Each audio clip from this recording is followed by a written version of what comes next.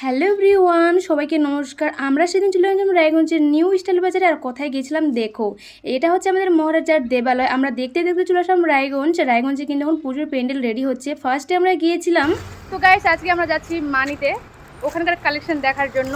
এখন আমরা সীমান্তিকা বীজ দোকান থেকে বেরিয়ে যাবো। এখন আমরা প্রথমে সিটি স্টাইল নাকি স্টাইল বাজার, সরি কি দুটা আছে। দেখো এখানে কিন্তু আমাদের ঝগড়া চলছে। এই এগুলা কি রে নাম? টিস্যু পেপার নিয়ে ঝগড়া চলছে আমাদের। বর্ষা বলছে ও নিবে না, ও বলছে দুটা নিবে, ও একটা নিবে, এরকম করে ঝগড়া চলছে।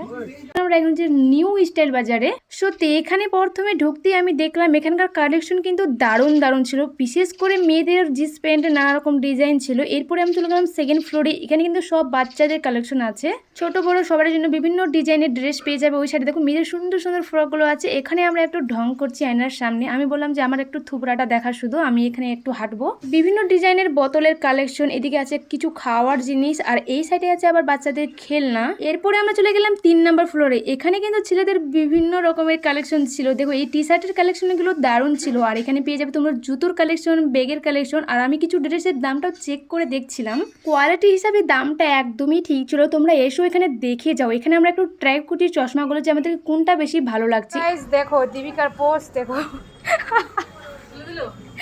গাইস আমরা কিন্তু শোনো দাঁড়াও। আজকে আমরা কিন্তু সারাদিনে শপিং করছি, কিন্তু কারো পছন্দ হয়নি। দীপিকার তো বিশেষ করে পছন্দ হচ্ছে না, পছন্দ হয়েছে সাইজ হচ্ছে না। তারপর এরকম 3000, 2500, 2000, আমাদের বাজেট হচ্ছে 1500, 1600, এটা ঠিক। সুস্মিতা আজকে মানি থেকে এই বিউটিফুল আংটিটা নিয়েছে, আর আমি একটা চেন নিয়েছি, ও একটা চেন নিয়েছে। আর এখন আমরা আসলাম বিদ্রোহী মোড় দিকে। এখানে কিছু কালেকশন দেখলাম। এরপরে আমরা জনসন দিয়ে যাচ্ছি ঘুড়িমোড় থেকে একটা দোকান ছিল ওই সাইডে। ওখানে এসে কিন্তু সবারই পছন্দ হয়েছে। কুর্তি সেটগুলো নিয়েছে ওরা, আর আমি একটা অন্য দোকান থেকে শাড়ি নিয়েছি আর জুতো নিয়েছি। এখন আমরা চলে আসলাম আমাদের মহারাজা মোড়ে। এখানে পুজোর প্যান্ডেল রেডি করা হচ্ছে। তারপরে চলে আসলাম মোমো খাওয়ার জন্য। ওরা খাচ্ছে টাইফু আর আমরা দুজন খাচ্ছি মোমো। এখন যাব বাড়ি। এই যে আমাদের সন্ধ্যাবেলা মহারাজার দৃশ্য খুবই সুন্দর আজকে ছিল। হাটে একটু কাজ ছিল, আসছিলাম সবাই।